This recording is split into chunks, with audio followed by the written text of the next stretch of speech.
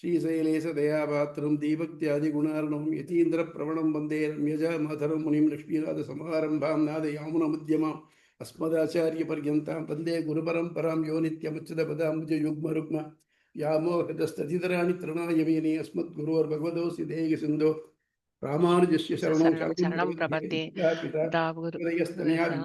सर्वं यतेव नेमेन महन्मयानाम् आद्यस्य कुलपतेर्वकुलाभिरामं श्रीमत्तदङ्घ्रिकुलं प्रणमामि मुद्ना सरसमहदाह्वयपट्टनाद श्रीभक्तिसारकुलसागरमेलयोगिवाहान् भक्ताङ्घ्रिरेणु परकाल यतीन्द्रमिश्रान् श्रीमत्पराङ्कुशमुनिं प्रणतोऽस्मि नित्यम् अखिल बोल बंगादिलीले विनत विविध भूत विषयकदिशे सुति शिरसि विदीप्ते ब्रह्मणि श्रीनिवासे भवतु मम परस्मिन् श्रीमुषि भक्तिरूपा पाराचार्य वसश्रुताम् उपनिषद्युद्याप्ति उद्योत्पदाम् संसाराग्नि विदीपन संजीवनीं पूर्वाचार्य सुरक्षिताम् दूरस्थिताम् आनीतां सुविराचरैः भौमा प्रबन्ध्यन्तहम् तस्मै रामानुजार्याय नमः परमयोगिने ஸ்ருதிசூத்திராணாம் அந்தஸ்வரம் அசீசமத்.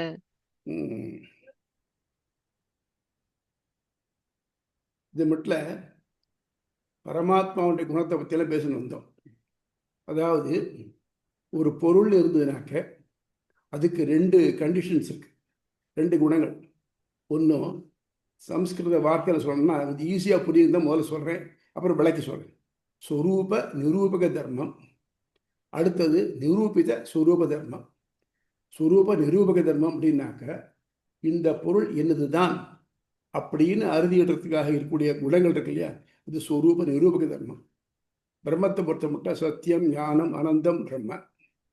அப்புறம் நிரூபித அப்படி சொல்லப்பட்ட பிரம்மத்துக்கு வேற என்ன குணங்கள் இருக்கு அப்படின்னு சொல்றதுக்கு நிரூபித ஸ்வரூப தர்மம். உதாரணமா ஒரு பெரிய ஆபீஸ் இருக்கு, அல்ல மையமான இடத்துல ஒருத்தர் தான் உட்கார்ந்தாக்க யார் அந்த சீட்டில் உட்கார்ந்துருக்காரோ அவர் தான் எம்டி, ரைட்? இது ஸ்வரூப நிரூபக தர்மம். அப்புறம் எப்படின்னாக்க அவர் உயரமா சிவப்பா விடவிடான்னு இருப்பார், அப்படிங்கிறது நிரூபித ஸ்வரூப தர்மம். அது மாதிரி பிரம்மத்துக்கு ஞானம் சத்தியம் ஞானம் அனந்தம் இது பிரம்மத்துக்கு உள்ளது. அப்படிப்பட்ட நிரூபிக்க பரம்பரமாக இருக்கு. என்னெல்லாம் உண்டுன்னா திவ்யாத்ம ஸ்வரூபம் உண்டு, திவ்யமங்கள விக்கிரகம் உண்டு, நல்ல குணங்கள் மட்டுமே உண்டு. அகிலஹேய பிரத்யநீக கல்யாணீக தானே அப்படின்னாக்க உலகத்தில் காணப்படக்கூடிய தாழ்ந்த குணங்கள் எதுவும் இல்லாமல் நற்குணங்கள் மட்டுமே உள்ளது. அப்புறம் அதுக்கு மேலே என்னன்னாக்க முக்கியமாக நமக்கு ஹெல்ப் பண்ணக்கூடியதாக அந்த குணங்களில் சுவாமித்துவம், அதாவது நமக்கு என்ன வேணுமோ அதை தரக்கூடிய தன்மை சுவாமித்துவம் எல்லாம் தான் உடையதாக இருக்கு. ரெண்டாவது சௌலபியம், சௌலபியம்னாக்க நம்ம அப்ரோச்சபிளாக இருக்கிறது. சௌசீல்யம், மேலேருந்து கீழே பார்க்காம வந்து நேர்மையான கூட பழகக்கூடிய தன்மையாக இருக்கிறது. கிருபா, தரணம்ன்ற எண்ணம், இதெல்லாம் இருக்கு இல்லையா, இந்த குணங்கள் எல்லாம் இருக்கு. இப்போ என்ன இந்த குருமங்களும் சொல்றச்சே சில நமக்கு சந்தேகம் வருது.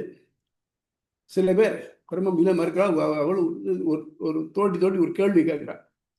என்னன்னாக்க பிரம்மங்கிறது தனக்கு மேலே வேற எதுவும் இல்லாதது, அதே பிரம்மம் உலகத்தான் கண்ட்ரோல் பண்ணுறது. கண்ட்ரோல் பண்ணுறச்சே என்னது நல்லது கெடுதல், நல்லதும் தீயவும் மிக்ஸ் ஆகாமல் பார்த்துக்கிறது. அதே மாதிரி நம்ம இங்கேருந்து நம்ம அது எடுத்துக்கிறது, இப்படிலாம் பண்ணுறத ஏதோ ஒரு உருவகப்படுத்தி சொல்லியிருக்காங்க. நம்ம உபனிஷத்துக்கள் எல்லாத்தையுமே நமக்கு நல்லா புரிகிற மாதிரி உருவகத்தில் தான் சொல்ல முடியும் சொல்லியிருக்கு. பிரம்மங்கிறது ஒரு அணை மாதிரி இருக்கு. அணைன்னு இருந்ததுனாக்க அந்த அணை இந்த கரையிலேருந்து அந்த கரை போகிறதுக்கு உதவும். இந்த பக்கம் இருக்கிற தண்ணீரை இந்த பக்கம் சேராமல் வச்சுருக்கோம். அதுபோல் இப்படி இருக்கிறச்ச நம்ம என்ன பண்ணுறோம், இந்த அணை வழியாக போய் எழுத்த கரை அடையிறோம். நம்முடைய இலக்கு எழுத்த கரை, அதுக்கு போக உதவுறது இந்த அணை. இப்போ இந்த அணை பிரம்மமா இல்லையா அப்படிங்கிறது ஒரு சின்ன கேள்வி கேட்குறேன், பதில் சொல்லுங்க. விட்டில் இருக்கு இல்லையா, விளக்கில் விழறது இல்லையா, எப்படி விழறது? இதுக்கு விளக்கு எப்படி தெரியுது?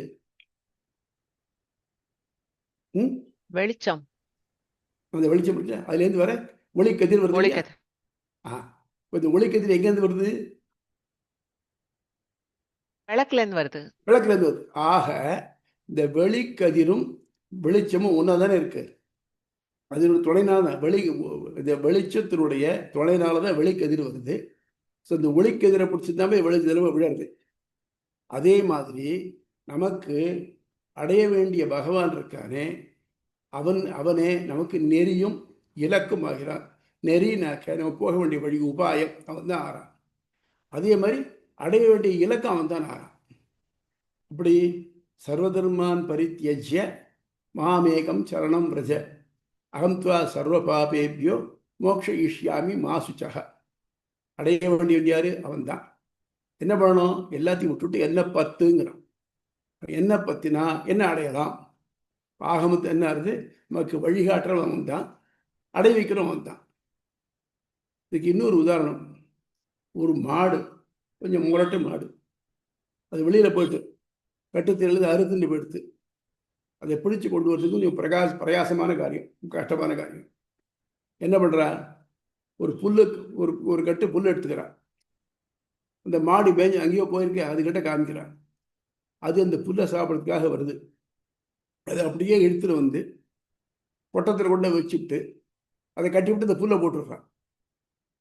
இப்போ அது அங்கேருந்து தன்னுடைய இடத்துக்கு வரத்துக்கு காரணமாக இருக்கிறது புல்லு தான். அப்போ அதோட நோக்கம் எது? புல்லு தான். அதை வழி எது? புல்லு தான். ஆக அதுபோல நமக்கு பகவானே, பரமாத்மாவே வழியும் அவன் தான் ஆறான், அடைய வேண்டிய இலக்கம் தான். இப்போ என்ன கேள்வின்னாக்க, பிரிட்ஜ் இப்படி சொல்லிட்டேன் பரவாயில்ல. இப்போ வேதமே சொல்கிறது பிரிட்ஜுன்னு ஒரு அணைன்னு சொல்கிறது. அப்போ அணைனாக்க, அணைங்கிறது ஒரு இடத்துல இன்னொருத்தர் அடைவிக்குமே தவிர்த்து அடைய வேண்டியதும் அதுவா இல்லை. ஆக மொத்தம் நீ அணைங்க தான் பரமாத்மான்னு சொன்னேன்னாக்க, பரமாத்மாவுக்கு மேலே அது இன்னும் வேறுபட்ட ஏதோ ஒன்று அடையிறதுக்கு இருக்குன்னு தெரியுது. ஃபார் எக்ஸாம்பிள், இங்கே ஸ்ரீரங்கம் இருக்குது, எதிர்த்தக்கிறது திருச்சி இருக்குது. நான் இப்போ திருச்சிக்கு போகணும்னாக்க இந்த பிரிட்ஜ் வழியாக போகணும். எதிர்த்தக்கிறது திருச்சி அடையணும். அந்த பிரிட்ஜ் வேறு திருச்சி வேறு தானே. அது எப்படி ரெண்டும் ஒன்றா இருக்க முடியும்? அப்படிங்கிறது கேள்வி நமக்கு சாதாரண எழுப்பக்கூடிய குறிச்சு. ஆனால் இந்த லௌகிகம் மாதிரி இல்லாமல் இந்த பிரிட்ஜும் அவன் தான், அது அடைய வேண்டியது தான். இப்போ இந்த மாறுபட்ட சில கருத்துக்கள் இருக்கு. இந்த கருத்துக்களை எடுத்து ஆராய்ஞ்சு நமக்கு நெறியும் இலக்கும் அவன் தான். இதை நம்ம வைஷ்ணவ கிரந்தங்களில் கிளியராக சொல்லியிருக்கார். எஸ்பெஷலி ஸ்ரீவசன பூஷணங்கிறத சொல்லியிருக்கார். பகவான் தான் நம்மை அடைவிக்கிறான். அவன் என்ன பண்ணுறான்னாக்க, நம்ம தடவு மாறி போகிறவாளை எத்தனையோ வாய்ப்பு கொடுத்து அந்த நல்லவளாக்க முயற்சி பண்ணுறான். என்னென்ன வாய்ப்புனாக்க, யாதிருச்சிகம், பிராசங்கிகம், ஆனுஷங்கிகம்னு. யாதிருச்சிகம்னா எதிர்ச்சியாக சிலது ஏற்படுறது, நம்ம பிளான் பண்ணி ஏற்படுறதில்லை. என்ன பண்ணுறான்னாக்க, ஒருத்தன் வேற இது இல்லாமல் பகவான் பேரே சொல்லாதவன், அவன் என்ன பண்ணுறான்னாக்க, யாரோ ஒருத்த சாரி பிராசங்கிகம், ஒருத்த ஏத்திஸ்ட், பகவான் பேரே சொல்லாதவன், அவன்கிட்ட ஒருத்தன் கேட்குறான், எனக்கு இந்த சாப்பாடு பிடிக்கும். அவனை சொல்கிறான்னாக்க, சாப்பாடு இல்லை, இந்த பார் இந்த சத்திரம் இருக்கு பத்தியா, அங்கே போடுறாங்க பாரு. இப்போ இவனை அந்த இடத்துக்கு வழி நடத்தி விட்டான் இல்லையா? ஸோ அவனுக்கு இவன் புண்ணியமணினான் எழுதி வைக்கிறான். பிராசங்கிகம், தன் வாக்குனால அவன் நல்லது பண்ணினான். அது இல்லைன்னாக்க அவன்கிட்ட கேட்குறான், நீ எங்கப்பா பொண்ணு எடுத்திருக்கேன்னாக்க, நான் திருமலையிலேருந்து பொண்ணு எடுத்திருக்கேங்க. ஓ, என் பேரை சொன்னேன் இல்லையா அப்படின்னு எடுத்துக்கிறான். இதெல்லாம் பிராசங்கிகம். யாதிருச்சிகம்னு எதிர்ச்சியாக வருது. எப்படின்னா, ஒருத்தர் என்ன பண்ணுறாருனாக்க, நல்ல மத்தியானம் தன் ஃப்ரெண்ட்ஸோடு உட்காந்துட்டு சீட்டு ஆடணுங்கிறதுக்காக ஒரு சேகண்டி போட்டுருக்காது, ஒரு இது போட்டுருப்பான். சேகண்டினா நல்ல கூரையினால் வேஞ்சி வர இடம், கீழே நல்லா மணல் பரப்பியிருப்பா, அதில் தண்ணி தச்சு வச்சுருப்பா, வெயில் காலத்து ஜில்லு ஜில்லு ஜில்லுன்னு ஏசிக்கு மேலே இருக்கும். 4 பேர் திருமலைக்கு யாத்திரையாக போகிறோம். என்ன பண்ணாக்க, இந்த இடத்த பார்த்தா அண்ணா இருந்துன்னு அங்கே வச்சுன்னு சாப்பிட்டா, கொஞ்ச நாள் இளைப்பாருனா, அப்புறம் போயிட்டான். அப்போ அவன் பேரில் யாரு, அவன் பகவானுக்காக எதுவும் பண்ணலை, தான் சொந்த நலத்துக்காக ஒரு லௌகீக இன்பத்துக்காக போட்டிருந்தான். அதை நீ என்னுடைய பக்தர்களுக்கு ஒழுங்கு நிலத்தை நிழல் கொடுத்தாய் அப்படின்னு வச்சுக்கிறான். அதே மாதிரி ஒருத்தன் வயலுக்கு தண்ணீர் அரைச்சிட்டு இருக்கான், அங்கே போறா வர தண்ணீர் எடுத்து குடிக்கிறான். ஸோ இவளுக்கு தண்ணீர் கொடுத்தான்னு எடுத்து வச்சுக்கிறான். இதெல்லாம் யாதிருச்சிகமாக ஏற்படுறது. ஆனுஷங்கிகம்னு ஒன்றும் இதுக்கு ஒரு நல்ல கதையை சொல்கிறான். திருவரங்கத்தில் பெருமாளுக்கு தினமும் இதில் ஐப்பசி மாதத்தில் தங்க குடத்தில் தீர்த்த வரும், காவேரியில் இருக்குது. யானை மேலே வச்சுட்டு வருவான். ஒருத்தன் திருடன் என்ன பண்ணா, இதை எப்படியா தட்டின் பண்ணணும்னு பார்த்தான். பார்த்துட்டு அப்சர்வ் பண்ணிட்டே வரான், எங்கெங்கே வீக் பாயிண்ட் இருக்குது, எங்கே பண்ண முடியும்னு பார்த்துட்டு வரான். இப்போ பார்த்துட்டு இருக்கச்சியை பார்த்தாக்க அந்த பக்கம் இருக்க ஒருத்தன் பார்த்தான், அவனு அதை பார்த்துருக்கிறத பார்த்தான். இவன் என்ன நினச்சான், அவன் ஒரு மஃப்டியில் இருக்கிற போலீஸ்காரன் போட்டிருக்கு, அவன் பிடிச்சிடுவான்ட்டு. அதே மாதிரி அவன் என்ன நினச்சான், அவனை பார்த்து மஃப்டியில் போலீஸ்காரன் போட்டிருக்கு. ஆக மொத்தம் 2 பேரும் திருடன் தான். இப்போ 2 பேரோட நோக்கம் ஒன்றா இருந்தாலும் ஆனால் ஒரு தவறு நடக்காமல் தடுக்கப்பட்டது இல்லையா, இந்த மாதிரி ஆணுஷங்கிகம்னு சொல்லுவாங்க. இந்த மாதிரி ஏதாவது ஒரு காரணத்தை வச்சுக்கிட்டு பெருமாளை பார்க்காம விமுகர்னா முகத்தை திரும்பிட்டு போகிறவனை பார்த்து அவனுக்கு மனசில் கொஞ்சமாவது பகவத் பக்தியை ஏற்படுத்தி, அப்புறம் துளியூண்டு ஒரு நெருப்பு துளியுண்டுன்னா அதை ஊதி ஊதி பெருசாக்குற மாதிரி கொஞ்சம் கொஞ்சமாக டெவலப் பண்ணிட்டு கடைசியில் நம்மகிட்ட கொண்டு வரான். இப்போ அங்கே கடைசியில் சரணாகதி பண்ண வைக்கிறான். சரணாகதி பண்ணினாக்க இந்த சரணாகதியும் உபாயம் இல்லை. ஏன்னாக்க சரணாகதி உபாயம்னு சொல்லிட்டோம்னாக்க அப்போ என்னாகும், இப்போ இவன் சரணாகதி பண்ணது இதுக்கு, அதாவது அவன் அடையறதுக்கு சரணாகதிக்கு ஒரு ஈக்குவலன்ட் பேன் ஆகிடும். அது இல்லை. அதனால அவன் அடையறதுக்கு அவன்தான் வழி. ஒன்றை இந்த சரணாகதி முட்டில் கொண்டு வந்தது அவன் தானே. ஒன்றுமில்லாமல் உடனே இந்த பிராசங்கிகம் ஆன்ஷங்கியம் யாதிர்ச்சிகத்தில் கொண்டு சேர்த்தான் இல்லையா. அதெல்லாம் சரணாகதிங்கிறது உபாயம் இல்லை. அதனால நம்ம நல்வழிப்படுத்துறதுக்கு அவன் எல்லா வகையாலும் முயற்சி பண்ணுறான், நிறைய வாய்ப்பையும் கொடுக்குறான். ஆனால் நம்ம தான் எடுத்துக்க மாட்டேங்கிறோம். ஆகவே அவனை அடையறதுக்கு நெறியும் இலக்கம் அவன்தான், அடையப்பட வேண்டிய அல்டிமேட் இலக்கம் அவன்தான். ஆக இப்போ அவன் நெறியா இருக்குச்சே சந்தேகமாக வருது, எங்கேயாவது ஒரு வழியே ஒரு இலக்காயிடுமா. நான் மெட்ராஸ் போனோம்னு வண்டியில் ஏறி உட்காந்துனாக்க இந்த வண்டியே சென்னை ஆகிடுமா, ஆகாது இல்லையா. அந்த மாதிரி இப்போ எப்படி இதை கிளியர் பண்ணுறது அப்படிங்கிற கேள்வியில் தான் இன்னைக்கு இந்த அதிகரணம் அமைஞ்சிருக்கு. பராதிகரணம். பரமாத்மா அணை போன்றவன். அணை என்ன பண்ணுறது, அது இருபுறம் உள்ள நீர்களை கலக்காமல் கட்டுப்படுத்துகிறது. இப்போ என்னாச்சுனாக்க அணையில் மேலே தண்ணி தேக்கி வச்சுருக்காங்க, அது கொஞ்சமாக ரெகுலேட்டடாக கொஞ்சமாக வெளியில் எப்போ தேவைக்கு பாசத்துக்கு எப்போ தேவையோ அப்போ வெளிப்படுத்துறது. அது இல்லைன்னாக்க தண்ணி பூரா விடுன்னு ஓடி போய் வயலை அழிச்சுட்டு போயிடும். இப்போ வறட்சியான காலத்தில் தண்ணி இருக்காமல் போயிடும். இது இல்லாமல் அதை ஒழுங்குபடுத்துறது, அதாவது உலகத்தை ஒழுங்குபடுத்தக்கூடிய அணை. ரெண்டாவது, அது ஒரு பக்கத்திலிருந்து மறுபக்கம் செல்லும் பாலமாக பயன்படுத்தலாம். இப்போ என்ன பண்ணலாம், எப்போ அது 2 கரையை சேர்க்கிறதோ இப்போ ஒரு கரையாவது இன்னொரு கரைக்கு போக முடியும். இப்போ என்ன சந்தேகம்னாக்க, பாலம் என்றால் அதை தாண்டி மற்றொரு நிலப்பகுதி உண்டல்லவா. பாலமே பரமனானால் அதில் வேறுபட்டு உயர்ந்தது உண்டா. அப்போ என்னாச்சு, ஸோ பாலமே பரமன்னாக்க அப்புறம் அதை விட்டு தாண்டி வேறு எதுக்கு போறியே, அப்போ அது என்னது இது, அப்போ பாலத்தை விட மேம்பட்டது ஒன்று இருக்கா அப்படின்னு சந்தேகம் வருது. இந்த சந்தேகம் நமக்கு வரல, முன்னாலே உபனிஷத் காலத்திலே வந்திருக்கு. அதை சாந்தோக்கியத்தில் வருது. அத ஆத்மா சேதுர் விதுரதி இதரேஷாம் லோகானாம் அசம்பேதாய. இந்த பரமாத்மா அணையை போல் அமைந்து இவ்வுலகுகளை ஒன்றோடொன்று கலக்காமல் காக்கணும். இப்போ ஃபார் எக்ஸாம்பிள் சில ரெஸ்ட்ரிக்ஷன்ஸ் இருக்கு. உதாரணமாக கேனிவோரஸ் ஹெர்பிவோரஸ் இருக்கு. இந்த ஹெர்பிவோரஸ் அனிமல்ஸ் ஹெர்ப்ஸை மட்டும்தான் சாப்பிடும், கேனிவோரஸ் மாம்சம் மட்டும்தான் சாப்பிடும். எல்லாமே ஒரே மாதிரி இருந்ததுன்னா என்ன ஆகும் அப்படின்னாக்க, ரெண்டுமே ஒன்றும் இல்லாமல் ஒன்று அடிச்சுன்னு செத்து போகும். அநேகமாக ஹெர்பிவோரஸ் எல்லாம் நிறைய குட்டி போடக்கூடியதாக இருக்கும். அது இருந்ததுனாக்க உலகம் ஒரே அதில் நுழைஞ்சு போயிடும். அதுக்கு அதை சாப்பிட்றதுக்கு ஒரு கேரியோஸ் வச்சுருக்கான். உலகத்தில் மழை பெய்யறது, புல் வகைராக்கள் தாவரங்கள் வளர்றது, இது ஒரேடியாக வளர்ந்து போச்சுனாக்க உலகம் பூரா தாவரம் ஆகிடும். அதை சாப்பிட்றதுக்காக சில மிருகங்கள், அந்த மிருகங்களை சாப்பிட்றதுக்காக சில மிருகங்கள், அந்த மிருகங்களை ஒன்றுக்குள்ளே அடிச்சுக்கிறதாகும், இல்லை அதை வேட்டையாடுறதுக்காக மனுஷங்கள், இப்படி தான் வரிசையாக வச்சுருக்காங்க. உன்னோட ஒன்று ஒரு சைக்கிள் செயினாக வச்சுருந்து ஒரு ஒரு ஒரு ஒரு சர்க்குலராக ஒரு செயின் ரியாக்ஷன் வச்சுட்டு இருக்கிறதுனால உலகமானது லெவலில் இருக்குது. ஸோ இதை மெயின்டைன் பண்ணுறதுனால அவனுக்கு சேதுன்னு பேர். அதாவது உலகத்தில் கலப்பு வராமல் காப்பாற்றுறதுக்கு சேதுன்னு பேர். ஒன்று. ரெண்டாவது, தஸ்மாத்வா ஏதகும் சேதும் தீர்த்வா அந்தஸ்தன் அனந்தோ பவதி அப்படிங்கலாம். அடுத்தபடி என்னன்னாக்க ஒரு கேள்வி வருது. எப்படின்னாக்க, யார் ஒருவன் இந்த அணையை கடக்கிறானோ அவன் அளவற்ற ஆனந்தத்தை அடைகிறான்.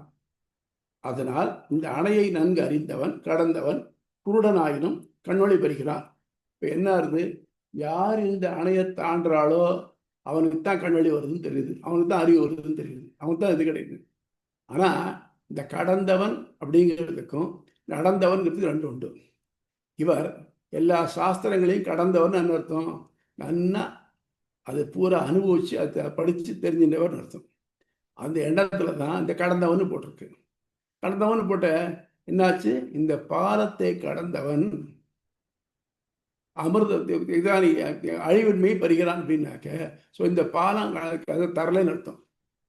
இப்போ என்னன்னாக்க, இந்த பாலங்கிறது சாஸ்திரம், கடந்தவன் நன்கு அறிந்தவன் அவன் அழிவின்மையை பெறுகிறான். இப்படி இன்டர்பிரட் பண்ணுறதுக்கு போல கடந்தவனை தாண்டி போனவன்னு சொல்கிறச்சே அது வேறையா போகிறதாக்கும் அப்படின்னு இன்னொருத்தருடைய கருத்து. அதனால் இந்த அணையை நன்கு அறிந்தவன் கடந்தவன் குருடனாயினும் கண்ணொளி பெறுகிறான். அதே மாதிரி இன்னொன்று என்ன சொல்லிருக்குன்னாக்க, பிரம்மத்துக்கு ஒரு அளவு சொல்கிற மாதிரி சொல்லிருக்கு. இந்த அளவு சொல்கிறது என்னன்னாக்க, நமக்கு மனசில் ஒரு ஏற்படுத்துறதுக்காக முன்னாலேயே பார்த்தோம், பிரமிதாதிகாரம்னு ஒன்று பார்த்தோம். கட்டவரல் சைஸுக்கு இருக்கான் பெருமாள் அப்படின்னு. அப்போ அதுலேருந்து 1000 கொஸ்டின் வந்தது. பிராணிகள்லாம் கட்டவரல் இல்லையே, அதில் பரமன் இல்லையா? தேவர்கள் கெட்டவர்கள் இருக்கு, அவன் இது பண்ணணுமா? சரி, உபநயனமாகாத மனுஷாட்டுக்காளே, அவளுக்கும் பரமாத்மா உள்ள கெட்டவர்கள் இருக்கு உள்ள இருக்கானே, அவளால் பிரம்ம வித்யாவில் போக முடியுமா? இந்த கேள்வியால் பரமாத்மா வந்தது. நம்ம பிரமிதாதிகாரம் வந்து நிறைய பார்த்தோம் அது. அப்போ ஒரு உதாரணம் எதுக்காக சொல்லியிருக்கோ அதை பற்றி சொல்லணும். சாதாரணமாக தாமரை போன்ற முகம் அப்படின்னாக்க, அவருக்கு முன்னால், அவர் சூரியனுக்கு முன்னால் கொண்டு வச்சாதான் மலர்வார்னு அர்த்தமா? ராத்திரியான மூடிட்டு அர்த்தமா? முகத்தினுடைய அழகு தாமரையோட அழகும் ஒத்து இருக்கு அப்படின்னு சொல்றதுக்காக வச்சுக்கணும். அதே மாதிரி இந்த அணையானது உன்னை இந்த கரைக்கு தாண்டு வைக்கிறது, அது உனக்கு நெறியாக அமைகிறது அப்படிங்கிறத எடுத்துக்கணுமே தவிர்த்து, அப்போ இதுதான் பிரம்மம் சொன்னாக்க அடுத்த பிரம்மம் இல்லையான்னு கேட்கக்கூடாது அப்படின்னு சொல்லுறாரு. இப்போ என்னன்னாக்க ஒரு அளவு சொல்கிறேன். மனோ பிரம்மோபாசீத, மனத்தையே பிரம்மமாக உபாசிப்பாயாக. இது உடலை பற்றியது. ஒருத்தனுக்கு ஒன்றும் தெரியல, பிரம்மம் தான் என்னன்னு மனசில் புரியப்பட மாட்டேங்குது. நீங்கள் 1000 சொல்கிறீங்க, சின்னதாக இருக்கு அணுரணியான்னு சின்னதாக சொல்கிறீங்க, மகதோமகான் பெருசாக இருக்குன்னு சொல்கிறீங்க, பூம வித்யா சொல்கிறீங்க, வைஸ்வானராகின்னு சொல்கிறீங்க, தகர வித்யான்னு சொல்கிறீங்க. இப்போ எதைத்தான் பண்ணுறது அப்படிங்கிறச்ச அவனுக்கு நன்னா புரியறதுக்காக என்ன பண்ணுறானாக்க, மனதை பிரம்மமாக உபாசிப்பாயா. இது உடலை பற்றியது. வாக்கு, மூச்சு காற்று, கண், காது, இது ஒன்று ஒரு கால். மனசுனாக்க அவனுக்கு என்ன தெரியுது? அவனுக்கு இப்போ ஆடு மாடுகள்னு தெரியுது. 4 கால் இருக்கு. ஸோ அதை போல் உருவப்படுத்திக்கோ அப்படிங்கிறச்ச வாக்கு, மூச்சு காற்று, கண், காது 5 இந்திரியங்களில் இந்த தொக்கிந்திரியம், அதாவது தோல் தவிர்த்து மற்ற 4ஐயும் இந்த 4 காலாக வச்சுக்கிண்டு அதை உள்ள பிரம்மம், அதாவது உடம்ப பிரம்மம்னு உபாதிப்பாக அப்படிங்கிறத சொல்கிறது. அதே மாதிரி சில பேர் உடம்ப இந்த உடம்பு அழியக்கூடியதாச்சே, இது ரத்தம், சலம், மலம், மூத்திரம் இது இல்லையே அப்படின்னாக்க அவளுக்கு வேற ஒன்று சொல்லுவாங்கனாக்க, இது தேவதைகளை பொறுத்து வச்சுக்கோ அப்படின்னாக்க, அக்னி, வாயு, சூரியன், திசைகள்னு வச்சுக்கோ. இதெல்லாம் தேவதைகள். இப்போ இந்த தேவதைகளையும் அந்த உடம்பையும் 4x4 பிரிங்கன்னா 16 வகை ஆகுது. ஸோ உனக்கு இந்த 4 கால் இருக்கு, 16 டிஃப்ரெண்ட் காம்பினேஷன்ஸ் இருக்கு. நீ எப்படி வேணா பண்ணிக்கலாம். உனக்கு ஒரு சாய்ஸை கொடுத்துருக்கு. அதை விட்டுட்டு சரியா அழகாக 16ன்னு சொல்லிருக்கு, 4 கால் தான் சொல்லியிருக்கு. இது அளவு உள்ளதா போகுது. பிரம்மம் அளவு உள்ளது அப்படிங்கிற. அதாவது ஆந்தனையும் கை காட்டி இப்படின்னு வருது வச்சுக்கோ திருப்பாவையில். உடனே சொன்னான், ஓஹோ ஆண்டாள் காலத்தில் ரயில் இருந்திருக்குன்னு சொன்னால் எப்படி இருக்கும், அந்த மாதிரி இருக்கு. அடுத்தபடி அமிர்தசிய பரம் சேதும் தக்த இந்தள நிவாரணம். அவன் என்ன பண்ணுறான், எவன் ஒருவன் முக்தன் இருக்கானே அவன் இந்த இந்த பாலத்தை கடந்து ஒளிபடக்கூடிய நிறைய எரிபொருள்களால் நன்கு எரிக்கப்பட்டு விளங்குகின்ற ஒளிய அக்கறையை அடைகிறான் அப்படிங்கிறது. ஆக மொத்தம் இது பாலம் வேற, அடையக்கூடிய வேறன்னு வருது பாருங்க. அதே மாதிரி இன்னொன்று வருது, ததா வித்வான் நாமரூபா விமுக்திய பராத்பரம் புருஷம் உபைதி திவ்யம். அவ்வாறு நதிகள் எல்லாம் வருது, சமுத்திரத்தில் போய் கலக்கிறது. சமுத்திர தண்ணி உப்பாக இருக்குது, நதிகளுடைய தண்ணி இனிமையாக இருக்குது. ஆனால் நதிகள் அங்கே போன உடனே அவருடைய பேரையும் காண, அவருடைய குணத்தையும் காண. அது மாதிரி எல்லாம் அவனை ஒழுங்காக அறிஞ்சிருக்கானோ அவனை அடைந்து தன்னுடைய பேரையும் உருவையும் இழக்கிறான். அப்போ என்ன அர்த்தம்னாக்க, அவனை யார் அறிகிறாளோ அவன் தன்னுடைய ஐடென்டிட்டியே போய்டுறது. அவனை அடிக்கிறதுக்கு வழி அவனே தான். நதிகள் எப்படி தானாகவே போகிறதோ அதை நோக்கி, அதுதானே வழியாக இருக்குது. ஆக இந்த நெறியும் இலக்கும் அதுதான். நதிகளுக்கு தான் போகிற வழி தான் நெறியாகுது, அடைய வேண்டிய சமுத்திரம் தான் இலக்காகுது இப்படின்னு சொல்றக்கு. இப்படிப்பட்ட என்ன பண்ணாக்க, ஆக மொத்தம் இந்த பரமாத்மாங்கிறது இதிலிருந்து வேறுபட்ட ஒத்தன். அது நீங்க சொல்ற இந்த சேதுகளை விட்டு வேறுபட்ட ஒத்தன் அப்படிங்கிறது சில பேருடைய கண்டென்ஷன், நமக்கே ஏற்படக்கூடிய சந்தேகம். இதுக்கு பதில் சொல்றாரு. இதுல மட்டும் ஏதாவது 2 வட்டம் விட்டுண்டா? Any doubts? இல்ல சுவாமி. பிரியம்பதா, உங்களுக்கு ஏதாவது டவுட் உண்டா? இல்ல சுவாமி, தெளிவா இருக்கு சுவாமி. ரைட். இப்போ போகும் பேஜ் 267. பராதிகரணம், அளவினால் மேம்பட்ட களம். இக்களத்தின் பெயரும் தொடர்பும். இதுவரை பிரம்மமே உலகின் காரணம். அதுவே உலகின் ஆக்கல் காத்தல் அழித்தல் என்னும் வினைகளை செய்கிறது. உலக பண்டங்கள் யாவற்றிலும் உள்நின்று இயக்கினாலும் உலக பண்டங்கள் அவைகளின் குறைகள் ஒட்டாதது. பகுதி தொகுதி தொடர்பால் உலகுடன் தொடர்பு கொண்டுள்ளது என விளக்கப்பட்டது. இந்நிலை வரை உடன்பாடு கொள்பவர் சில வேத வாக்கியங்களை மேற்கோள் காட்டி அதனின்றும் மேம்பட்டது ஒன்று இருத்தல் வேண்டும் எனவும் வாதிடுகிறார். இது மட்டும் ஒத்துணுட்டான், வாஸ்தவம் தான். ஆனால் ஐயா, இந்த மாதிரி ஒரு வேத வாக்கியம் இருக்கே, இந்த பாலத்தை தாண்டி போனாக்க அதுக்கு அடைச்சுன்னு சொல்லிருக்கேன் அப்படின்னாக்க, ஆக மொத்தம் இவனை பாலம் முடிச்சுட்டாக்க இதை விட மேம்பட்டது ஒன்று இருக்கணும் பின்ன அப்படின்னு ஆர்கியூ பண்ணுறான். இக்களத்தில் இவ்வாதம் எடுத்து மறுக்கப்படுகிறது. எனவே பிரம்மத்தை விட அளவினால் மேம்பட்டது ஒன்று இருக்க வேண்டும் வாதிடுவதால் இக்களம் பராதிகரணம். பரானா வேறுபட்டது, மேம்பட்டது, பராதிகரணம் அது ஆரம்பிக்கிறது. இக்களத்தில் எடுத்தாளப்படும் வேத வாக்கியங்கள். இந்த பரமாத்மா உலகுகள் யாவற்றையும் நதி நீரை அணை பாலம் தாங்குவது போல் தாங்குகிறான். அப்போ இவன் எல்லாத்தையும் காப்பாற்ற அவன் பொறுப்பு அவனு தானே. காத்தல் இருக்கு இல்லையா, அது மாதிரி பண்ணுறான். ஒன்று கலக்காமல் காக்கிறான். சாந்தோக்கியம். இப்பாலத்தை கடந்த அடைந்த குருடன் கண்ணொளி பெறுகிறான். அப்போ ஒருத்தன் ஒன்றா அறிவில்லாத ஒருத்தன் இந்த பாலத்தை கடந்துட்டான்னாக்க அறிவுடையவனாக ஆகிறான். அப்படின்னாக்க கடக்க உதவுறது பாலம், ஆனால் கடந்த அப்புறம் தான் அவனுக்கு ஒளி வருது. அதே மாதிரி பிரம்மம் 4 கால்களையும் 16 கலைகளையும் உடையது. ஸ்வேதாசுர உபனிஷத்து. அணைக்கு அப்பால் உள்ளது, இடைவிராத எழில் கொள்ள ஒளிரச் செய்யும் புயலொளி கொண்டது, இனி அது அழிவற்றது. இதை தாண்டி போனேன்னாக்க அங்கே எப்போவுமே ஒளிவிட்டு பிரம்மம் இருக்குது. அது எப்போவுமே அது இந்த எரிபொருளால் நிறைஞ்சு எப்போ அடையா எரிஞ்சிட்டு இருக்கு. இவ்வணை அழிவின்மையை கொண்டு செல்வது. இந்த அணை இருக்க அழிவின்மைக்கு கொண்டு செல்வது. அப்போ இலக்கு எதாவது அழிவின்மைன்னு ஆகுது. அப்போ இந்த அணை அது கொண்டு சேர்ந்தாது இல்லையா. மேம்பட்டவர்களையும் விஞ்சிய புருஷனை அடைகிறான். மேம்பட்டவர்களும் மேம்பட்டவன் அதை அடைகிறான். அப்படிங்கிறச்ச பிரம்மம் மேம்பட்டதுங்கிற, இப்போ அதுக்கு மேம்பட்டது ஒன்றுக்கு போல் இருக்கு அப்படிங்கிற.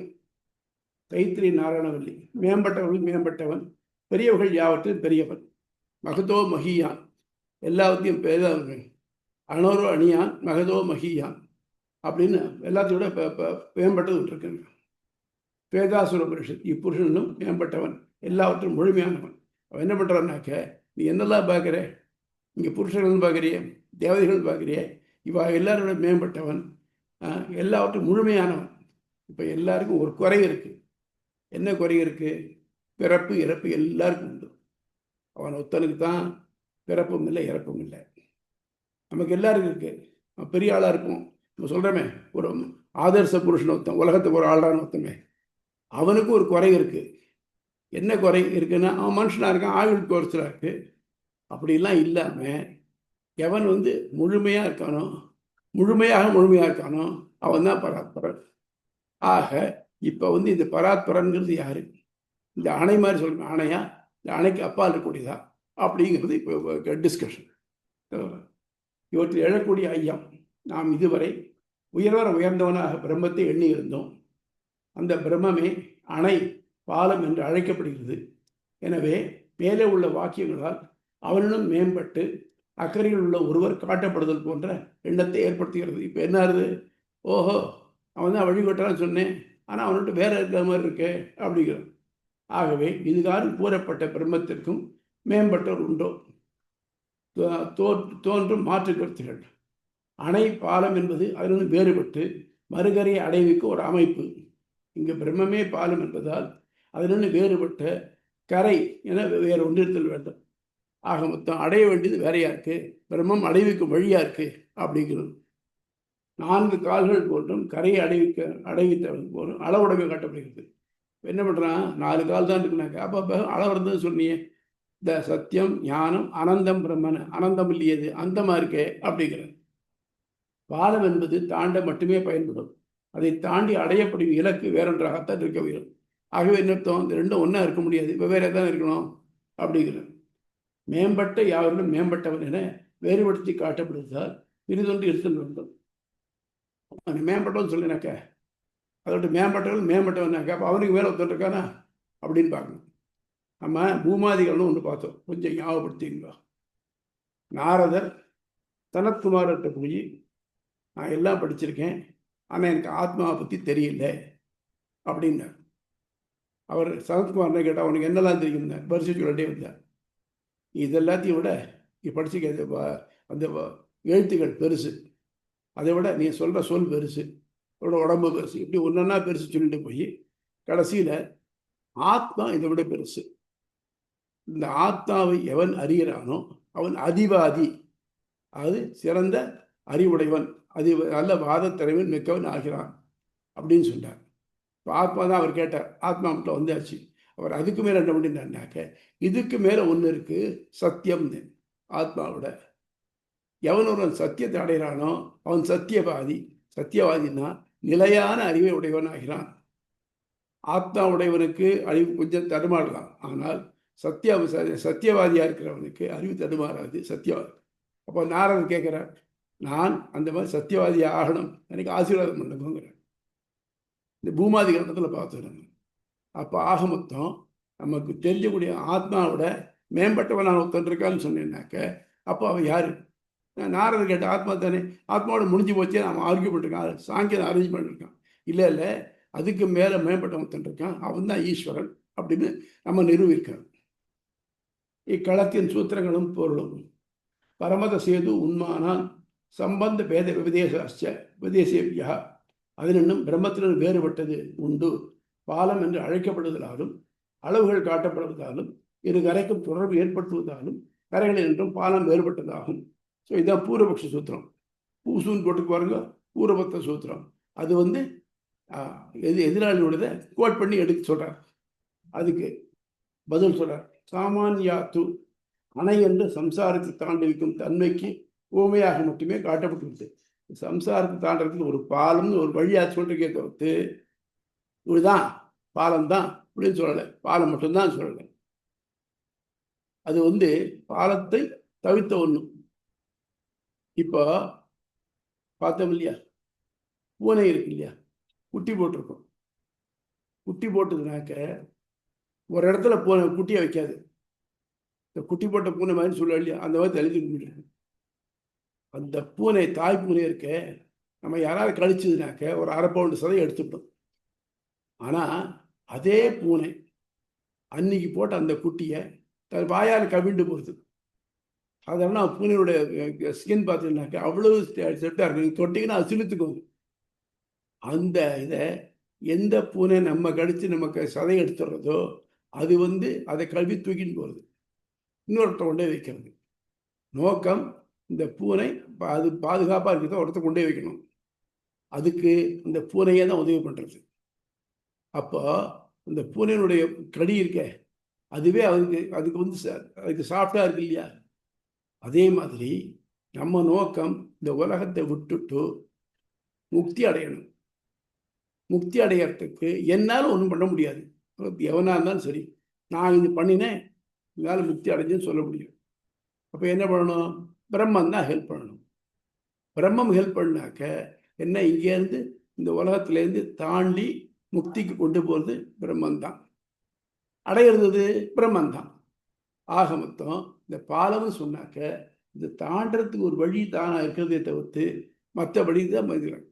இதைத்தான் சர்வதர்மான் பரித்தியச்ச மாமேகம் சரணம் பிரஜ அகப்துவா சர்வபாபேபியோ மோக்ஷயிஷ்யாமி மாசுச்சக. எல்லா தர்மங்களையும் எல்லா வழிகளையும், தர்மம்னு வழி, எல்லா வழிகளையும் விட்டுட்டு என்னையே சரணமாக பத்து, நான் உன்னை எதெல்லாம் தடையாக இருக்கோ அதெல்லாம் போக்கு வைக்கிறேன். ஆக மொத்தம் அவன்தான் நமக்கு இருக்க தடை எல்லாத்தையும் போக்கு வைக்கிறான்.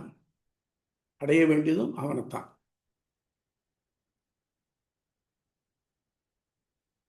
புத்தியத்தக பாதவது, பாதங்கள் எல்லாம் அளவுடைமை குறிப்பது, உபாசிப்போர் மனதில் பற்றுக்கோடு ஏற்படுத்துவதற்காக. இப்போ என்ன, முதல்ல எதுக்கு அந்த பாதம் சொன்ன 4 பாதம் சொன்னாக்க, ஒருத்தன் உபாசனம் பண்ணுறது கேட்குறான், கேட்டாக்க பதில் சொல்லி வர்றார்.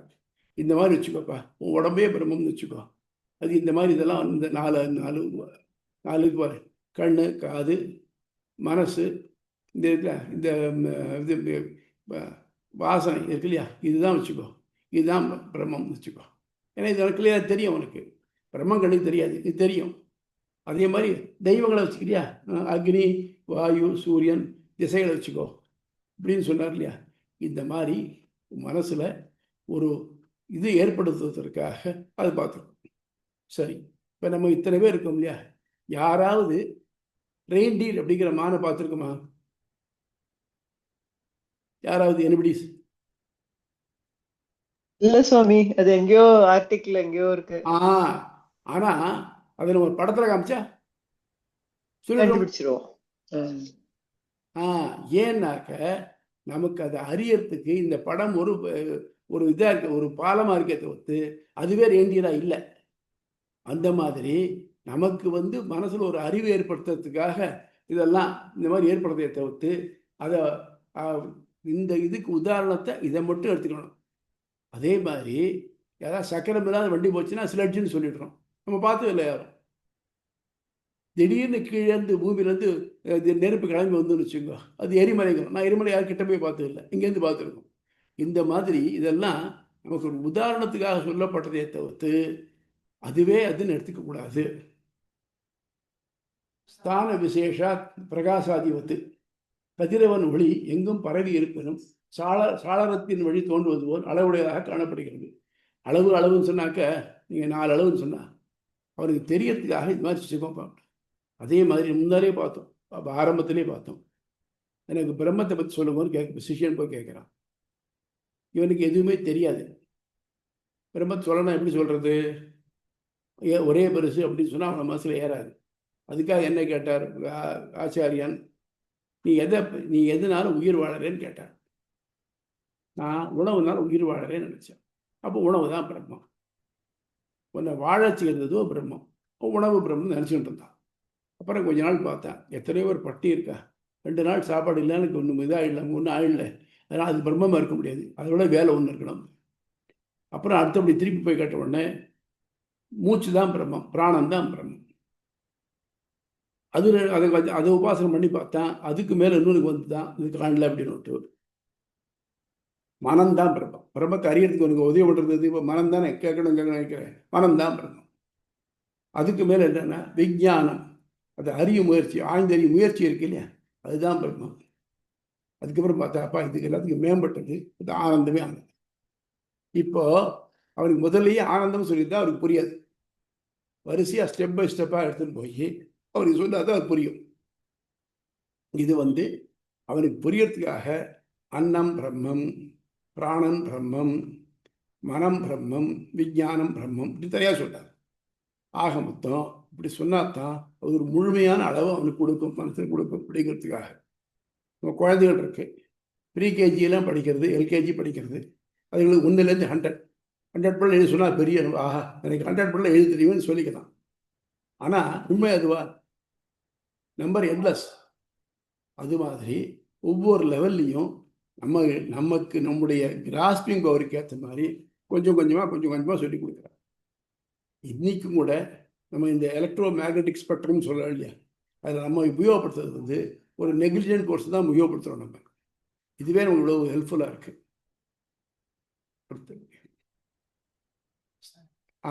சூரிய ஒளி உலகம் பூரா பரவி இருக்கு. ஆனால் நம்ம வீட்டுக்குள்ளே அடிக்கிறதோ இல்லை. நீங்கள் ஜன்னலை திறந்து வச்சுக்கினாக்க அந்த அளவுக்கு ஒளி வரும், இல்லைன்னா வராது. அப்போ வரலன்னாக்க சூரிய ஒளி இல்லைன்னு சொல்ல முடியுமா? முடியாது. ஸோ அளவுபடுத்த காட்டுறதுனாக்க ஜன்னல் வழியாக ஒளி விழுந்ததுனாக்க ஓ சூரியன் பிரகாசிக்கிறது அப்படிங்கிற முடிவுக்கு நம்ம வரோம் இல்லையா, அதுதான் உபபத்தேஷ்ட தன்னை அடைதற்கு பிரம்மம் தானே நெறியாதல் பொருந்தும் என்பதாலும். ஆக மொத்தம் நாங்கள் பிரம்மத்தை அடையிறதுக்கு பிரம்மம் தான் காரணமாக இருக்கணும், மற்ற பேர் இருக்க முடியாது. எப்படி விளக்கில் போய் விட்டில் விழறதுக்கு விளக்குலேருந்து புறப்படக்கூடிய ஒளிக்கதிர் காரணமாகுதோ அந்த மாதிரி தான் இருக்க முடியும்.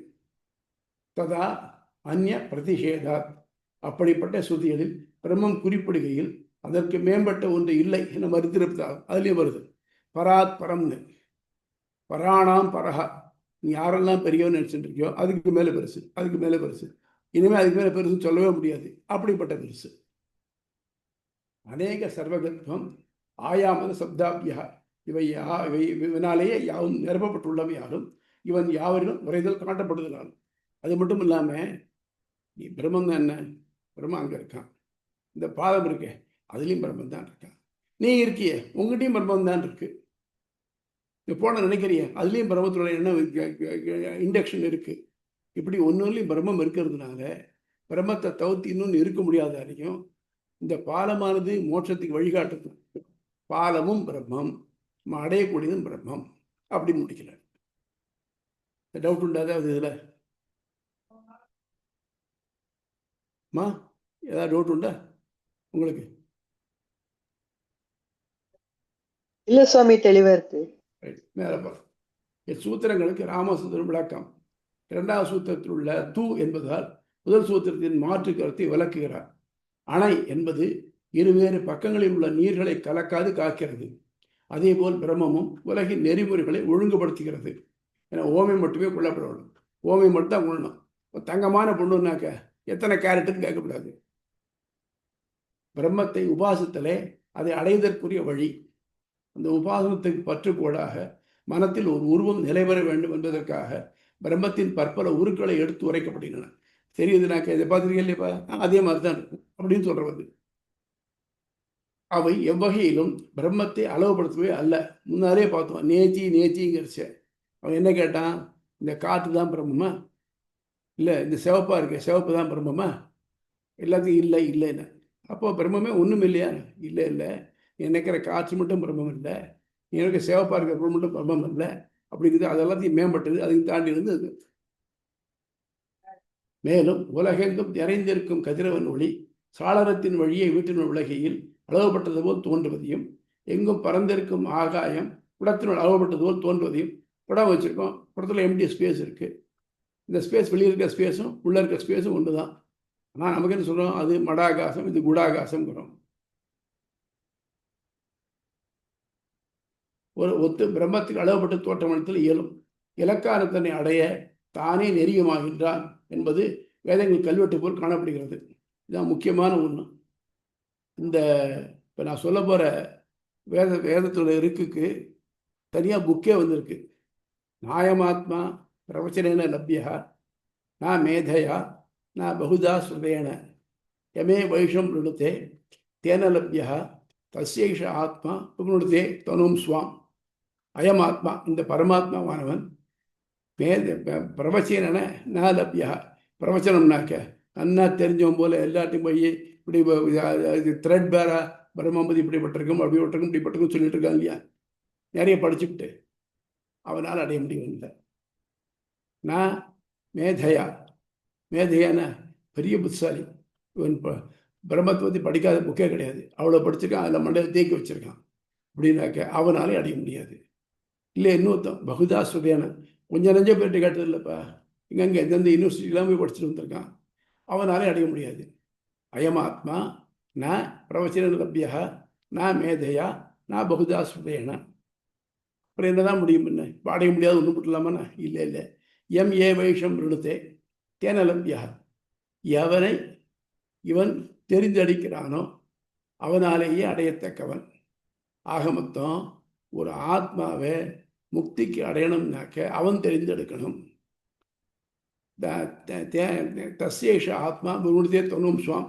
அப்படிப்பட்ட அந்த ஆத்மாவுக்கு, எவனுக்கு தெரிந்தது அந்த ஆத்மாவுக்கு தன்னுடைய திவ்யமங்கள விக்கிரகத்தை காட்டி கொடுக்கிறான். அதாவது மானச சாட்சாத்காரம் சொல்கிறோம் இல்லையா, அதுதான் நம்ம இன்னைக்கு ஆழ்வார்களுக்கெல்லாம் ஏற்பட்டிருக்கலாம். அந்த மானச சாட்சாத்காரம் தான் நம்மாழ்வாருக்கு மானச சாட்சாத்காரம் ஏற்பட்டது. அவனுடைய பெருமை பற்றி பேசுகிறார். உயர்வரம் உயர்நலம் உடையவன் எவனவன் ஆரம்பிச்சு வரிசையாக பேசுகிறார். மனசுக்குள்ளே நிலத்துட்டு இருக்கு. கண்டா திறந்து பார்த்தா உலகமாக இருக்கு. ஐயோ என்னை விட்டுட்டு போயிட்டியா, இங்கே கண்ணுக்கு தெரிய மாட்டேங்கிறியே அப்படிங்கிற கதறார். இது ரெண்டுமே மாற்றி மாற்றி வருது இல்லையா? அதே மாதிரி எல்லா ஆழ்வார்களுக்கும் அவளுக்கு மானசீகமான எக்ஸ்பீரியன்ஸில் பகவான் தன்னை காட்டி கொடுத்துருக்கான். அது மாதிரி அவன் எல்லாருக்கும் மேம்பட்டதை அவனாக பார்த்து கொடுத்தாருடைய நம்ம நினச்சி வளர்க்க முடியாது. எனக்கு இன்னைக்கு சொப்பனத்தில் பெருமாள் வரணும் நான் நினச்சா நடக்குமா? நடக்காது. நினைவுலேயே வரமாட்டா, கனவுல இங்கே வரப்போறார் அப்படிங்கிறார். அறிவின்மைக்கு நெறியாகும் அணை. மேம்பட்டதில் மேம்பட்டவன் என்பது பெயரும் உருவும் அடையாத பிரகதி என்று மேம்பட்டு சமஷ்டி சிருஷ்டியில் பரமாத்மாவால் படைக்கப்பட்ட ஒரே ஆத்மாவை உலகின் படைப்பை சஷ்டி சிருஷ்டியை முன்னின்று நடத்தும் நான்முகனை சமஷ்டி புருஷனும் மேம்பட்டவன் என்பதால் பராத்பரன்.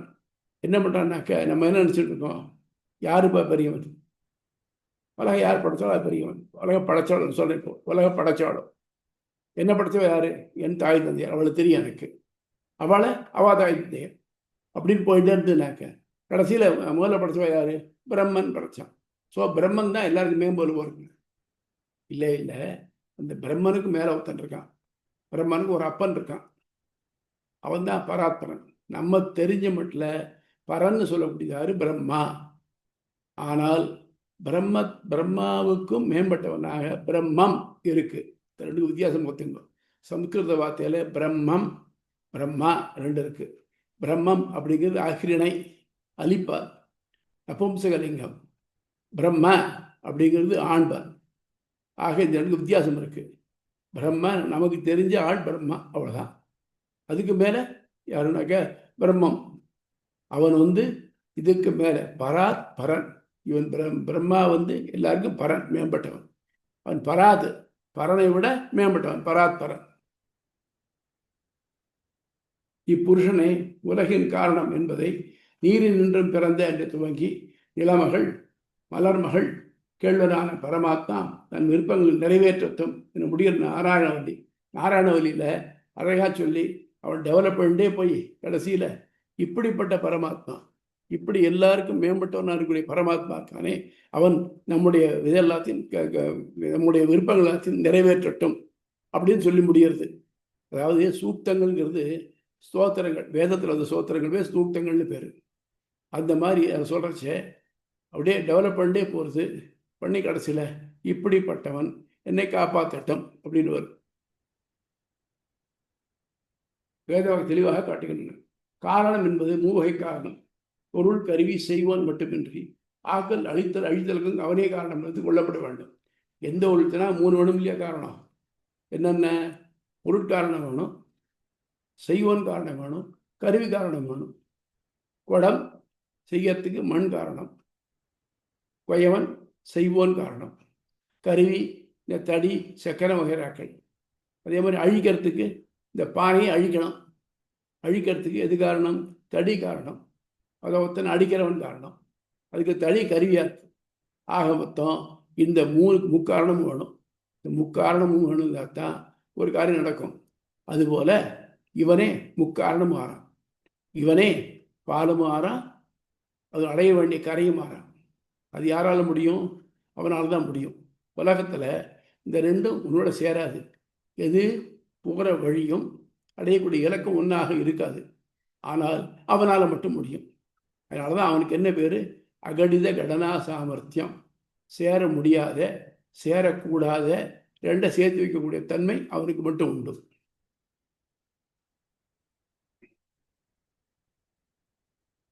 காரணம் கரணம் காரணம் என்பது மூவகை காரணம். பொருள் கருவி செய்வோன் மட்டுமின்றி ஆக்கல் அழித்தல் அழித்தலுக்கு அவனே காரணம் என்று கொள்ளப்பட வேண்டும்.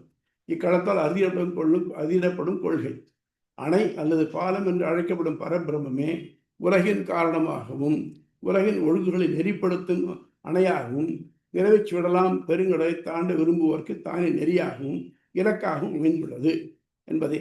ஆக என்னாச்சுனாக்க பிரம்மம் அப்படிங்கிறது பாலம் வேற, அடைய வேண்டிய இலக்கு வேற இல்லை. அதுவே பாலமாகவும் அதுவே அடைய வேண்டிய இலக்காகவும் இருக்கு. நெறியும் அவனே, இலக்கும் அவனே. நம்ம உலகத்தில் பார்க்குறோம், சில பேருக்கு தாயாரோ தகப்பனாரோ சின்ன வயசுலேயே போயிடுறான். அப்போ இன்னொருத்தர் தாயாகவும் தந்தையாகவும் இருந்து காப்பாற்றுறா இல்லையா? அப்போ இல்லை ஏதாவது ஒன்றா தான் இருக்க முடியும், இன்னொரு இருக்க முடியாது சொல்ல முடியுமோ? முடியாது. அது மாதிரி என்ன சொல்கிறான்? மாமேகம் சரணம் பிரஜா. நீ என்ன ஒருவனையே, அப்போ என்னையே வழியாக பத்து.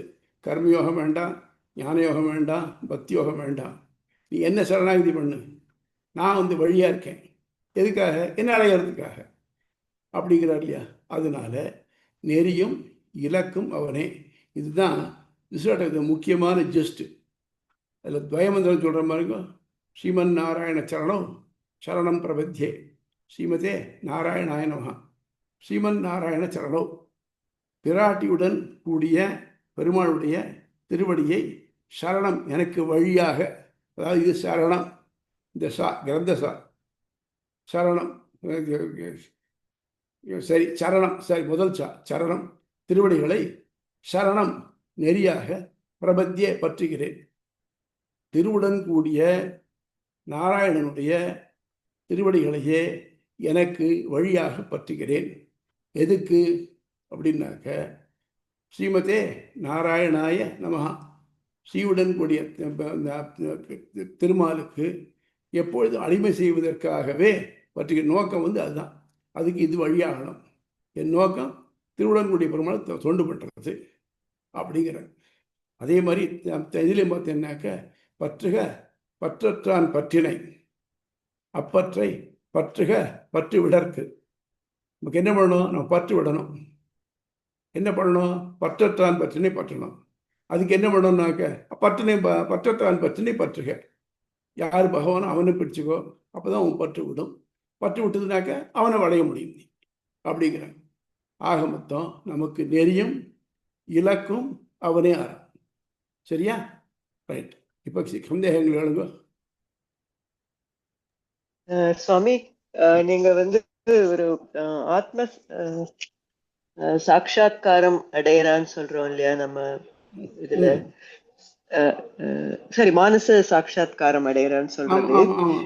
அது அந்த அத்வைத்திகள் சொல்ற இது மாதிரி தன்னுடைய இதுலயே ஆனந்தத்தை லயிக்கிறது, அதுக்கும் என்ன வித்தியாசம்? அதான் இந்த ஆத்ம சாட்சா்காரம் அடைஞ்சவா இந்த உலகத்துல தான் இருக்கா. அவளுக்கு தான் யாரு, பிரம்மம் யாரு, எனக்கு ஒரு தொடர்பு என்னன்னு தெரியறது. இந்த ஆத்ம சாட்சா்காரம் அடைஞ்சவாளை அத்வைதிகள் என்ன சொல்றான்? ஜீவன் முக்தர்னு சொல்றான். நம்ம பொறுத்த மட்டும் ஜீவன் முக்தர்னு சொல்றது வழி இல்லை. முக்தன்னு சொன்ன எப்படின்னாக்க விசிஷ்டாத்வைதத்துல எப்போ அவனுக்கு இந்த உலகத்தில் இருக்க வேண்டிய தொடர்பே உலக தேவையே இல்லாமல் போகிறதோ அப்போதான். எப்போ உலகத்தில் இருக்க வேண்டிய தேவை இருக்கும்? எத்தனை நாளைக்கு அவனுடைய பிராரப்த கர்மா பார்த்தோம் இல்லையா? சஞ்சித கர்மா, பிராப்த கர்மா, ஆகாமிய கர்மான்னுட்டு. பிரம்மா அட் ரேண்டம் ஒரு ஆர்வம் எடுக்கிறான். அதுக்கு என்னெல்லாம் கர்மா இருக்குன்னு பார்க்குறான். அது ஒரு பிறவியில் அனுபவிக்கக்கூடிய அளவுக்கு அதுக்கு கர்மாவை போட்டு உடலை போட்டு அனுப்பிச்சி விட்டுறான். இது வந்து வேறவே முடியாது. பிராரப்த கர்மா அடைஞ்சே தீரணும். அப்போ இந்த பிராரப்த கர்மா அடைஞ்சு முடித்த பிறகு முக்தி கிடைச்சி பரமாத்மாவோட போய் சேர்றான். ஆனால் சில பேருக்கு பகவானோட அருள்னால இவாளுக்கு என்ன கிடைக்கிறதுனாக்க, இந்த பிறவியில் இருக்கிறச்சே, அதாவது பிராரப்த கர்மாவை அனுபவிச்சுட்டு இருக்கிறச்சேயே பரமாத்மா அனுபவம் கிடைக்கிறது. இந்த அனுபவம் மானச அனுபவம். இந்த மானச அனுபவத்தை யாருக்கு கிடைச்சிட்டோ அவளை ஜீவன் முக்தர்னு அத்வைதிகள் சொல்றா. நம்ம ஜீவன் முக்தர் அப்படிங்கிற இதே கிடையாது. ஜீவன் முக்தராக இருந்தான்னா முக்திங்கிறது கிடைக்காது, இங்கே அங்கே போய் தான் கிடைக்கும். அப்போ அவளுக்கும் உடல் நீங்கினதுக்கு அப்புறம் முக்தராவா, அவ்வளோதானே ஒழிய இன்பிட்டியின் உலகத்தில் இருக்க முக்தர்களே கிடையாது அப்படிங்கிறது விசிஷ்டாத்வைத கோட்பாடு. புரியுது சுவாமி. அப்ப நம்மாழ்வார் எப்பவும் தன் சாட்சாத்காரம் அடைஞ்சு இருந்தா கூட அவர் இந்த உடலை விட்டு போன பிறந்தான் அவர் முக்தர் அடைகிறார் அப்படிங்கிறது நம்மளுடைய எல்லாருக்குமே அது பொருந்தும். நம்மாழ்வார் ஜீவன் முக்தர்னு சொல்றார். எந்த ஆழ்வார்களும் ஜீவன் முக்தர்னு சொல்றது அவ எல்லாருக்கும் பகவத் அனுபவம் ஏற்பட்டிருக்கு. ஏற்பட்டதுனால தான் நமக்கெல்லாம் அறிவு சொல்றார். அது மட்டும் இல்லாமல் இவெல்லாம் பெருசாக படித்தவாள் இல்லை. அவளுக்கு இந்த பாட்டுகள் தான் ஸ்ப்ரிங் அப்படி பாசுரங்கள்லாம் அவள் மனசுலேருந்தே ஊற்றா வெளிப்படுறது. அப்போ இவெல்லாம் ஜீவன்முக்தராக இருந்தாலும் கூட அதாவது ஜீவன்முக்தர் சொல்லலாம். முக்தி மனசனால முக்தி அடைஞ்சிருந்தாலும் கூட அவளை ஜீவன்முக்தர் சொல்றதில்லை. அவளுக்கு அனுபவிக்க வேண்டிய கர்மாக்கள் இந்த உலகத்தில் இருக்கு. அதுக்கப்புறம் தான் அவளுக்கு முக்தி கிடைக்கும். ரொம்ப நல்ல உதாரணமாக தொண்டர் அடிப்படை ஆழ்வார். இவர் விப்ர நாராயணன்னு பேர். அண்ணா படித்தவர். படிச்சுட்டு உலக வாழ்க்கையில் நாட்டம் இல்லி பெருமாளுக்கு தொண்டு பண்ணுறதே இதாக வச்சுட்டு இங்கே ஸ்ரீரங்கத்துக்கு பெருமாளுக்கு நந்தவனம் போட்டு பெருமாளுக்கு புஷ்ப கைங்கரியம் பண்ணிட்டு இருந்தார். இவர் உலகத்தில் நாட்டம் இல்லை. அப்போது இந்த பக்கத்தில் உறையூரில் சோழராஜாவுடைய சபையில் இருந்த ஒரு டான்சர் தேவதேவின்னு பேர். அவள் என்ன பண்ணினாள்னாக்க அவளும் தோழியும் போர்ச்சே சொன்னார், இவர் பெரிய இவர் விரக்தர், உலக வாழ்க்கையில் ஈடுபடாதவர், இப்படி பண்ணவர் தான். அவன் என்ன பண்ணார், பந்தயம் போட்டான், நான் இவரை ஈடுபட வைக்கிறேன் பாரு அப்படின்னா. முன்னாடி முடியாது அப்படின்னா, என்ன பந்தயம்னா 2 பேரும் ஏதோ பந்தயம் பேசிட்டு போயிட்டான். அப்புறம் ஒரு நாள் என்ன பண்ணினான்னாக்க அந்த அந்த தேவதேவி அப்படிங்கிறவள் இவர்கிட்ட இவருடைய ஆசிரமத்து வாசலை காத்துட்டு இருந்தார். ஒரு மழை வேற போகுது. மழையில் நனைஞ்சிருக்கிறத பார்த்து அவர் சொன்னார், ஐயோ பாவம் யாரோ மழையில் நனைறாளே, உள்ள வா அப்படின்னா. உள்ள வந்தார். உள்ள வந்ததுக்கு அப்புறம் அவரால் ஈர்க்கப்பட்டு இவர் தேவதேவியோட போயிட்டார். அவர் கிட்டத்தட்ட 1 மாசத்துக்கு பெருமாளை மறந்தே போயிட்டார். இவகிட்டே ஈடுபட்டு இருந்தார். இவள் தாசியா இருந்தனால இவருடைய செல்வத்தில் என்னென்ன இருக்கோ அது பிடிக்கணும் விட்டுட்டார். கடைசியில் என்ன ஆச்சு, ஒரு நாளைக்கு இவருக்கு அவள் கொடுக்கறதுக்கு ஒன்றும் இல்லை. அவர் நீ வேண்டாம் போ, வெளியில் போ அப்படின்னு விட்டார். அவளை விட முடியல இவரால். அவர் என்ன பண்ணினான்னாக்க அவள் நினைவாகவே வருத்தப்பட்டு இருந்தார். சரி, பெருமாளுக்கு ஒரு முடிவு பண்ணணுங்கிறதுக்காக என்ன பண்ணிட்டான்னாக்க அவள் வீட்டுக்கு போய் பெருமாளுடைய வட்டில், தங்க வட்டில் ஒரு வட்டில கொண்டு போய் கொடுத்து, இது விப்ரநாராயணன் கொடுத்து அனுப்பிச்சாருங்க. அவள் சந்தோஷமாக அதை வாங்கிட்டு வர சொல்லுங்க. இவர் இதெல்லாம் கேட்டுக்கல, வர சொல்லிட்டு அவர் சந்தோஷமாக போய் அவரோடு இருந்துட்டார். மறுநாளைக்கு பார்த்தாக்க கோவிலில் ஒரு வட்டில காண. யாருக்கு என்ன விசாரிச்சா கடைசியில் இந்த இவள்கிட்ட இருக்கு, தேவதேவிட்ட இருக்கு தெரியும். தேவதேவிட்ட விசாரிச்சாக்க அவர் சொன்னார், எனக்கு தொண்டர் விப்ரநாராயணன் கொடுத்தாருங்கிறதுக்காக ஒருத்தர் ரங்கராஜன் ஒருத்தர் கொடுத்துட்டு போறார் என்கிட்ட அப்படின்னு. உடனே இவரை கூப்பிட்டு தண்டனை கொடுக்கறதுக்கு போனார். அப்போதான் அசரீரியா பெருமாள் சொன்னார், ரங்கராஜன் நான் தான் எடுத்து கொண்டு போய் கொடுத்தேன், ஆழ்வாருக்கு இது தெரியாது, அவரை திருத்தணுங்கிறதுக்காக நான் பண்ணினேன். அதுக்கப்புறம் அவருக்கு தெரிந்தது, ஐயா நான் என்ன பர்பஸ்க்காக வந்தேன், இங்கே பெருமாளை கைங்கரியம் பண்ணி அவன் அடையணுங்கிறதுக்காக வந்தேன். நடுவில் கேவலம் இந்த உடம்புக்காக ஆசைப்பட்டு நான் என்னை இழந்துட்டு இப்படி போயிட்டேனேன்னு வருத்தப்பட்டு அதுக்கப்புறம் அதை விட்டுவிட்டு நேராக மாறிட்டார். அவருடைய திருமாலைங்கிற பாசுரத்தில் பார்த்தீங்கன்னாக்க அவர் பட்ட பாடலாம் அண்ணா தெரியறது. நம்ம மனுஷனில் நம்ம நிறைய பேர் அதான் பாடுபட்டு இருக்கோம். இப்போ நம்ம எங்கே போகணும், நம்முடைய இலக்கு என்னன்னு தெரியாமல் நம்ம அலைஞ்சிட்டு இருக்க முடியாது. அந்த மாதிரி அவனை அடையறதுக்கு இப்போ அவனே வழிகாட்டு. அவன் மட்டும் சொல்லலைனாக்க என்ன ஆகும்?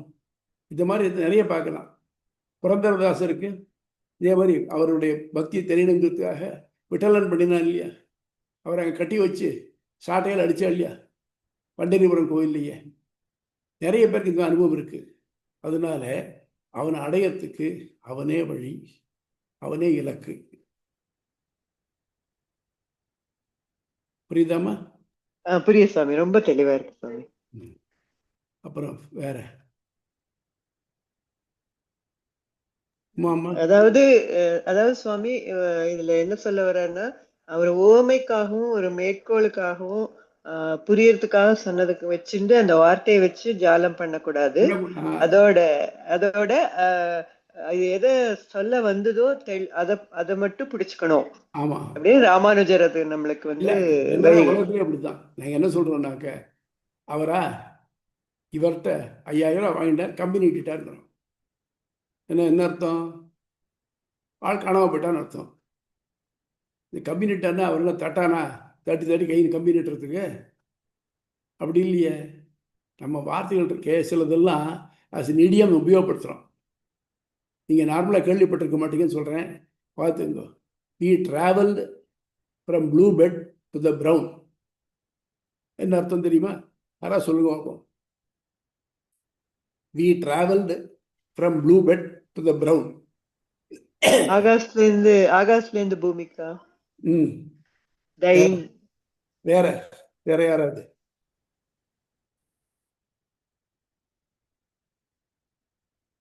வி டிராவல்டு நோவேர்னு அர்த்தம். இது ஆலிவர் கோல்ட்ஸ்மித்துடைய விகார் ஆஃப் வேக்ஃபீல்டு ரொம்ப ஃபேமஸ் நாவல், அதில் வருது.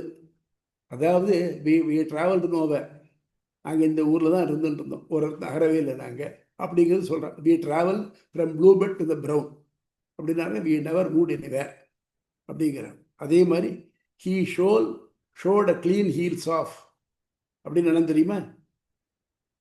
He showed a clean heels off. தெரியல சுவாமி, எங்க இங்கிலீஷ் எல்லாம் கொஞ்சம். ஆள் காணாம போயிட்டான், எங்களை விட்டு ஆள் எங்கேயோ போயிட்டான், கம்ப்ளீட்டாங்க. அதுக்கு ஈக்குவல்ன்றது. அந்த மாதிரி சிலது வந்து ஒரு உதாரணத்துக்காக இது சொல்லணுமே தவிர்த்து அந்த உதாரணத்துக்காக அது வந்து வந்து பிடிக்கப்படாது. அது மட்டும் இல்லாமல் இதில் சொல்கிறேன். யாரு? இலியட்ல சொல்றச்ச, was this the seek that road 1000 ships against the golden walls of Helium அப்படிங்கிறார். அப்போ என்ன அர்த்தம்? அந்த ஹெலனுடைய கண்ணம் அவ்வளோ அழகாக இருக்குமா? இந்த கண்ணம் தானே 1000 கப்பல்களை எதுக்கு முன்னால் இந்த ட்ராய்க்கு இந்த மாதிரி நடக்க வச்சது. அப்படின்னா கண்ணம் நடக்க வைக்குமா? இல்லையே. கன்னத்தின் அழகு நடக்க வைக்கிறது இல்லையா? அந்த மாதிரி சிலதெல்லாம் என்ன பண்ணுறோம்னாக்க, அது சொன்னாக்க அது தொடர்புடைய மற்றது சொல்லணும். ஸோ இவன் தான் பாலமாக இருக்கான்னாக்க நம்மை கரையேற்றுவதற்கு அவனே வழியாகிறான். ஸோ நெறியும் அவன் தான், இலக்கும் அவன் தான். அது புரியுதா? Any other doubts? எனக்கு ஓகே, சொல்லுங்க உமா. இந்த விசிஷ்டாத்வைதத்தோட எக்ஸாக்ட் அந்த இதே வந்துடுதுல, விசிஷ்டாத்வைதத்தோட அந்த கருத்தை வந்துடுது. இதுக்கு முதல் இதுல வந்து பிரம்மத்தின் குணங்கள்ன்றதுல 2 முக்கியமான குணங்கள்ன்றத பத்தி முதல்ல வந்தது. அந்த அந்த இதுல 2 சாமித்துவம், அந்த இதெல்லாம் பரமாத்மா வந்து குறைவில்லாத ஞானம், ஜீவாத்மாக்கும் என்ன டிஃபரன்ஸ் அப்படின்னு போட்டு 2 இம்பார்ட்டன்ட் குணங்கள் அப்படின்னு 2 பண்களா, 3 அமலத்துவம், ஆனந்தத்துவம். அப்புறம் நீங்க இப்ப வந்து 3 இதுல சொன்னீங்க. 3 வந்து சௌலபியம், சாமித்வம், அப்புறம் வந்து சௌஷீல்யம், சௌலபியம், சுவாமித்வம். அந்த 3 குணங்கள்ன்றத கொண்டு போறோம். குணங்கள்னு சொல்லிட்டு அதுக்குதான் எக்ஸாம்பிள் எல்லாம் கீதை அது இது மாதிரி எல்லாம் வந்தது, கீதையினுடைய இதெல்லாம். அதுக்கப்புறம் இப்ப என்ன பண்ணிருக்கோம்னா, இதுக்கப்புறம் தான் அந்த இதுல வந்து இப்போ வந்து அதுக்கு அடைய வேண்டிய வழி என்ன அப்படிங்கிறது வந்து வழியும் அவனே அதுவும் அவனே அப்படின்னு சொல்றத வந்து ஸ்ட்ராங்கா சொல்றது. அதாவது இலக்கும் அவனே, அழிய வேண்டியவனும் அவனே, அழிய வேண்டிய வழியும் அதுதான், அடைய வேண்டியவனும் அதுதான், இலக்கும் அவனே இதுன்னு சொல்றோம். இது வந்து எப்படி அது வந்து எப்படி ரெண்டும் ஒன்னா இருக்க முடியும் அப்படின்னு ஒருத்தர் கேள்வி கேட்கலாம்ங்கிறதால அதை டிஸ்கஸ் பண்ணி அதை வந்து இது பண்ணிடுறோம். அது இல்ல அப்படின்னு சொல்லி முடிவு பண்ணிடுறோம். அதான் இது வந்து இது அப்படியே நம்ம வந்து பாத்தீங்கன்னா அப்படியே விசிஷ்டாத்வைதத்தோட இதுதான். ஏன்னா குணங்கள் இல்லைன்னு அவர் சொல்றதுக்கு வந்து இது வந்து நீங்க முதல்ல குணங்கள் இருக்குன்னு இது பண்ணிட்டு அப்படியே இதுல வந்து இந்த நேத்திங்கிறது வந்து என்னென்ன இதுவா அதுவா அதுவா அப்படின்லாம் சொல்லி அப்புறம் வந்து நேரா இந்த அடைய வேண்டியவன் இதுல எனக்கு வந்து தனியா ஒருத்தர் இருந்தா தானே அடையணுங்கிறது. அது வந்து அது ஐ திங்க் இதுல வந்து சங்கரர் எப்படி இத சொல்லியிருப்பாருன்னு எனக்கு புரியல. எனக்கு ஆக்சுவலி தனியா ஒரு பரமாத்மான்னு தனியா இருந்தா தானே நாம போய் அடையவே முடியும். அடைய போடைய வழியும் இருக்கும், அடைய வேண்டியவன் இலக்குன்னு வரும். அவர் வந்து சங்கரர் இதுல வந்து எந்த மாதிரி சொல்லியிருப்பாரு அப்படின்னு எனக்கு தெரியல. இந்த இந்த இந்த அத்தியாயத்தை அவர் எப்படி ஹேண்டில் பண்ணியிருப்பாரோ தெரியல. அங்க சங்கரர் இப்படிதான் சொல்லியிருக்காரு. ராமன் சொல்லுதான் சொல்றாரு. ஆனா என்ன இதுல அடைய வேண்டியதாவது இலக்காவது எதுவுமே கிடையாது. ஆனாலும் இவனுக்கு முயற்சி பண்ணணும் இல்லையா, இவன் உலகிலிருந்து விடுதலை பார்த்து முயற்சி பண்ணணும் இல்லையா, அதுக்காக சொல்லியிருக்கார். அப்போ என்ன சொல்கிறானாக்க, அப்பா நீ வந்து இதில் நீ இதாக வச்சுக்கோ, நீ தான் ராமன் வச்சுக்கோ, நீ இந்த மாதிரி நீ என்ன பண்ணியிருப்ப?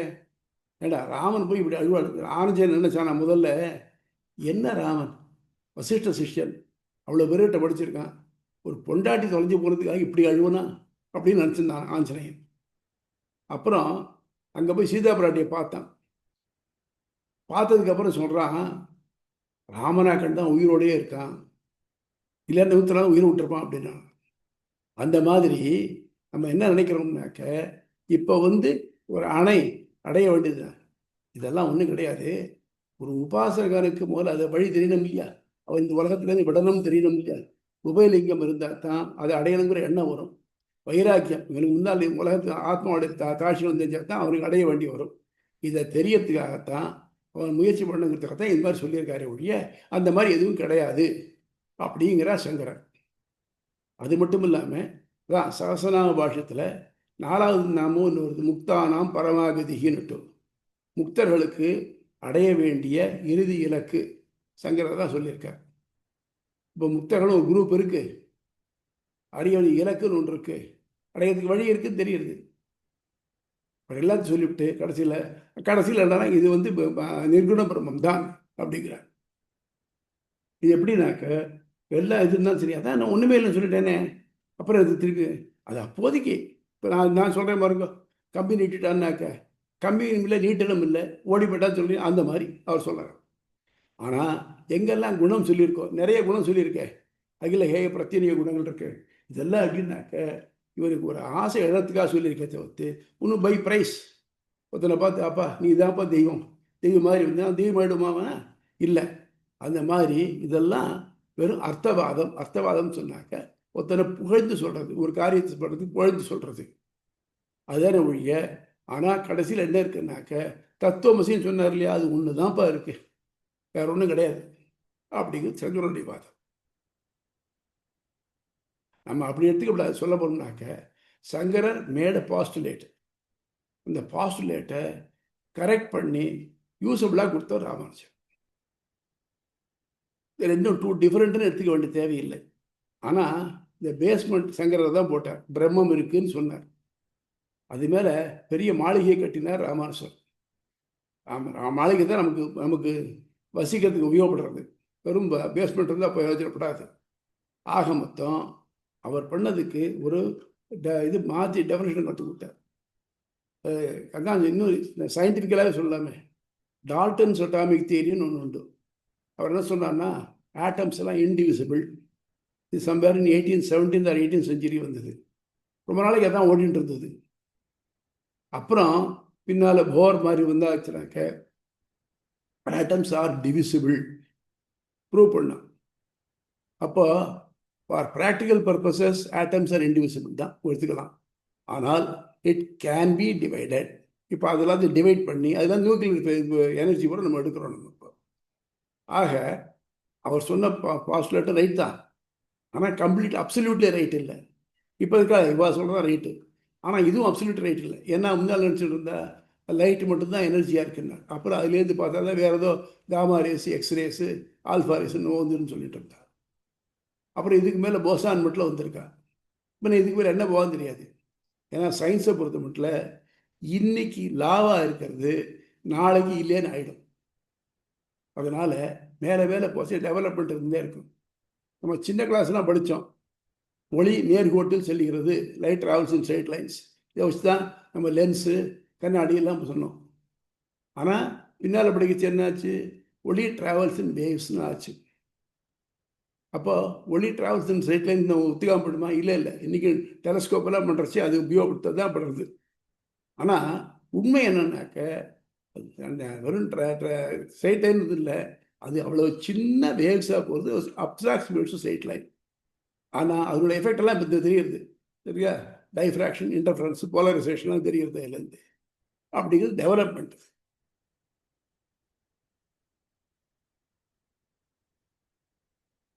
அப்புறம்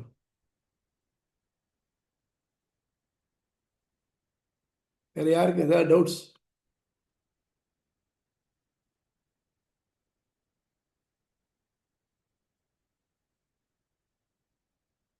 So, shall we call this a day? Yes. சுவாமி, இன்னைக்கு ரொம்ப அழகா இருந்த நிறைய உதாரணங்கள் நீங்க சொன்னது ரொம்ப நல்லா புரிஞ்சுது சுவாமி. ரொம்ப நன்றி சுவாமி. ஒரு விஷயம் என்னன்னாக்கம்மா, இது ரொம்ப சிம்பிள். பிரம்மசூத்திரம் ஒன்றும் கஷ்டமா இல்லை, பெரிய பிரம்மசூத்திரமாக அப்படி ஒன்று. ஒரு விஷயம் என்னன்னாக்க, சாதாரணமாக இது மட்டும் சொல்கிற வாழ்வாரும் தனக்குள்ள ஒரு வட்டம் போட்டுருக்கான். இந்த வட்டத்தை தாண்டி லௌகீக உதாரணத்துக்கு வரதில்லை. அதனால தான் யாருக்கும் புரிய மாட்டேங்குது. ஆனால் நம்மளோ மோர் அண்ட் மோர் லௌகிகத்தான் இருக்கும். நமக்கு இந்த மாதிரி சொன்னால் தான் புரியும் உங்களுக்கு. இங்கே ஒரு சின்ன எக்ஸாம்பிள் சொல்கிறேங்க. ஒரு தரம் எக்மூரில் இறங்கி திருவல்லிக்கணிக்கு போயிட்டு இருந்தேன் ஆட்டோவில். அவன்கிட்ட போச்சே, இந்தாப்பா இடது பக்கம் திரும்ப அப்படின்னு. அவன் நேராக போனேன். என்னப்பா லெஃப்டில் போச்சுண்ணே, இப்படி போறேன்னு. இப்படி தமிழ் சொல்லப்படாதா அப்படின்னு. அதாவது அவனுக்கு புரிகிற பாஷை சொன்னால் அவனுக்கு புரியும். அந்த மாதிரி லௌகீகமாக இருக்கிறவர்களுக்கு இந்த அளவில் சொன்னால் தான் புரியும். அந்த தான் நான் பண்ணிட்டு இருக்கேன். தவிர்த்து நான் ஒன்றும் புதுசாக எதுவும் சொல்லிடல. அதான் இது மட்டும் இல்லாமல் நிறைய உதாரணங்கள் இருக்கு பாருங்க. நம்ம வைஷ்ணவ பூர்வாச்சாரியர்கள் நிறைய பேர் ரொம்ப லௌகீகமான உதாரணங்கள் ரொம்ப அழகாக சொல்லியிருக்காங்க. நான் சொன்னேன் இல்லையா, வத்சலையான மாதா பிள்ளை வேகனியாவில் மண்டின்னை விட்டு பிரத்யோஷமாக போலேன்னு விட்டு.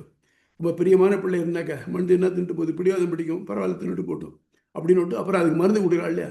அந்த மாதிரி பெருமாள் நமக்கு தப்பை பண்ண வச்சுட்டு அப்புறம் அதுக்கு மாற்றி மருந்து நம்ம கொடுத்துட்டு இருக்கான். அந்த மாதிரி இருக்கு அப்படின்னு சொல்கிறோம். புரியுதா? ரைட், புரியுது சுவாமி. ரைட். ஆழ்வார் எம்பெருமானார் ஜியர் திருவிழை சரணம், ஆச்சாரியன் திருவிழை சரணம். நம பரமயோகினே யஸ்ருதி ஸ்மிருதி சூத்ராணம் அந்தர்ஜ்வனம் அசீசமது. நன்றி சுவாமி. ஒரு சுவாமியை விசாரிச்சுன்னு சொல்லுங்க. சொல்றேன் சுவாமி, சொல்றேன். வெற்றியும் ஜாயின் பண்ணிட்டாரு. வெற்றி வந்து கொஞ்ச நேரம் இல்ல, அவரும் இப்போ ஜாயின் பண்ணிட்டாரு, கிளாஸ்ல இருக்காரு அவர். வெற்றி சந்தேகம் ஒண்ணும் இல்லையா உங்களுக்கு? நான் முழுக்க கேட்கல, என்னால சந்தேகிக்கிறது. சுவாமி சந்தேகம் எதுவும் இல்லை சுவாமி, நல்லா இருந்தது. நான் தான் கொஞ்சம் பாதியில ஜாயின் பண்ணேன், அதனால நான் ரெக்கார்டிங் ஃபுல்லா கேட்டுட்டு அப்புறம் நான் கேட்கறேன். ப்ளீஸ். அதான் நீங்க எல்லாம் கேட்டா தான் நான் எனக்கிட்ட என்ன குறையும் தெரியும். இதை எப்படி சொல்லிக்கலாமே தோன்றது. அது இல்லைன்னு வச்சுக்கோ, நான் சொல்றேன் ரைட்டு போறீங்க, நானே தலையாட்டி போயிட்டே இருப்பேன்.